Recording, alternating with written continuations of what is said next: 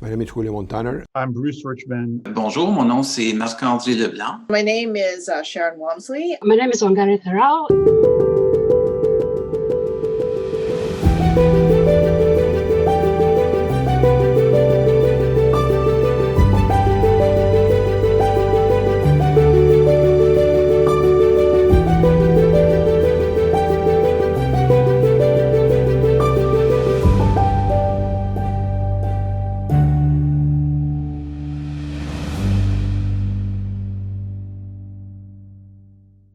Je pense que la première fois que j'ai entendu parler de la PrEP, c'était en 2004. Donc, la prophylaxie pré-exposition était une autre façon d'offrir la protection à travers des comprimés. The so-called PrEP allows us to offer preventive therapy to individuals who are at high risk for the acquisition of HIV in a way that we can help them to protect themselves from contracting HIV infection. I think the research that has been done so far tells us that PrEP works if you take it. But that's one of the challenges, is when you're not ill, being able to take therapy once a day or once a week or once a month is very difficult for people. So I think that we need to continue to develop new strategies that will make PrEP easier. And I think as we move into some of the long-acting compounds that people might be able to take once a month, every 6 months, maybe even once a year, will be a huge advance. Ce qui est intéressant, c'est que les données probantes par rapport à la PrEP sont sorties un peu en parallèle avec les données les plus probantes qu'on avait par rapport au fait qu'une personne séropositive qui est sur un traitement efficace et qui a une charge de viral indétectable ne peut pas transmettre le VIH en termes d'activité sexuelle. We had the privilege and the opportunity to play a pivotal role in the development of highly active antiretroviral therapy. Eventually, HAART became the cornerstone for treatment as of the 1996 Vancouver International AIDS Conference. Shortly thereafter, by the year 2000, we came across an interesting finding that was at the time unexpected.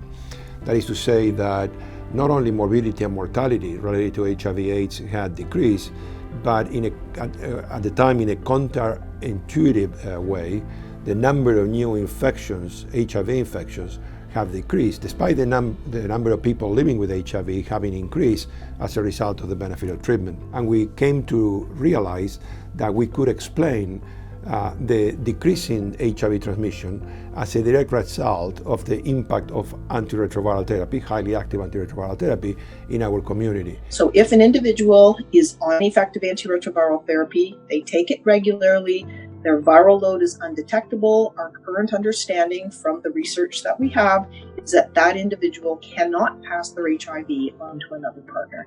And I think that's a huge advance that we've made in our understanding of HIV and its risks.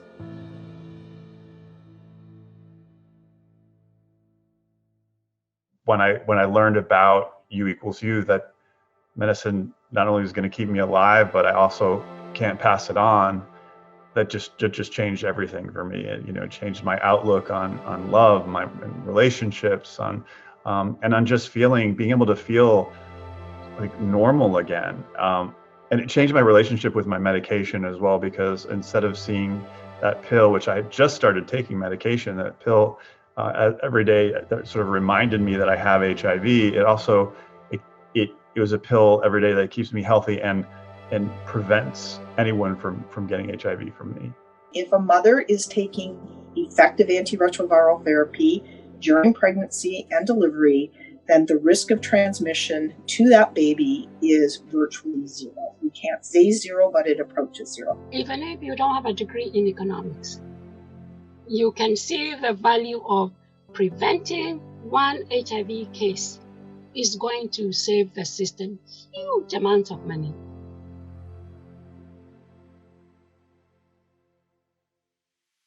People that know their HIV status, whether it's positive or negative, are more likely to prevent further transmission to other people.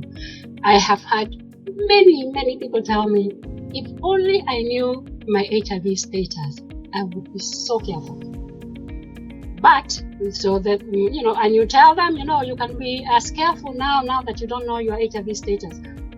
People would say, but I may be worrying about it and I'm already infected and I'm taking care. So what sense does it make? So tell them, go get tested and find out whether you're positive or not. So people realize that when you know your HIV status, there are a lot more benefits than just being able to access treatment, but also being able to prevent transmission to other people. What's exciting is now we have research that shows that when providers inform their patients with HIV about U equals U, their patients are more likely to report optimal adherence, virologic suppression, and treatment satisfaction. So this is really important for treatment goals. It also reduces people's anxiety about getting tested. So there's a new study that's coming out that's also showing people are more likely to get tested when they know about U equals U, because they're less afraid of HIV and the stigma is reduced about HIV. So in terms of providers, this is really important for the personal health, outcomes of their patients with HIV. It's also important for public health outcomes, because the more folks who are diagnosed with HIV, are engaged in care, and are on treatment and virally suppressed, the fewer new transmissions there'll be, which gets us closer to ending the epidemic. Si les gens sont pas au courant que cet outil-là existe, on a beau avoir accès gratuitement à ce médicament-là, les gens n'y auront pas accès. Puis ça, je pense que c'est un des éléments où il y a le plus de travail à faire au Canada. But it's more difficult if you hope people will seek services they're not even aware that they actually need. We do have to ensure that when you're thinking about HIV testing for ACV people, that it should be nested within a broader HIV prevention program. And within a broader HIV prevention program, because then you would be providing people with the relevant information so that they can understand their own risk, they can understand when they need testing, how often they should get tested, but also where they should actually go and access testing. So it's to summarize that, all I can say is that early diagnosis and early testing has benefits, but it's benefits for particular people and not for others. It's not equally accessible. Those benefits are not equally accessible to everybody. So the other piece is also dealing with stigma and discrimination. And for me, working with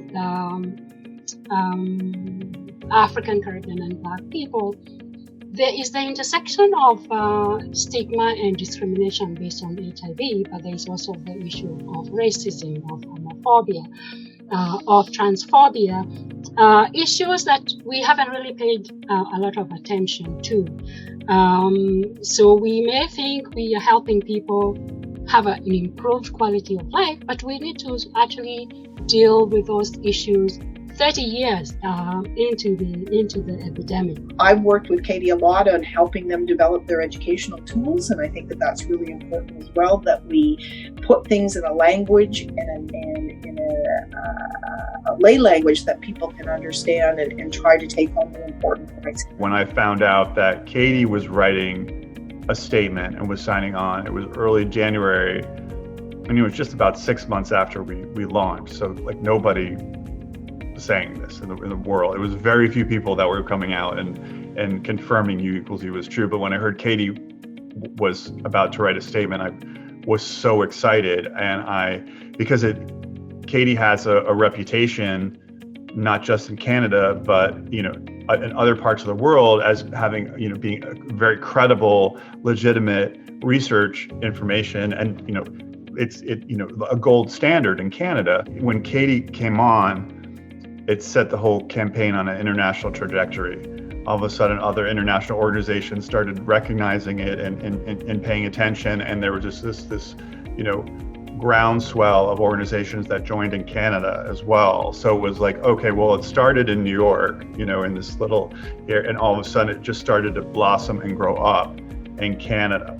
And then Canada became the first country to sign on and everything. So I feel like the campaign is really, there's no way it would be where it is today if it weren't for CATIE's leadership.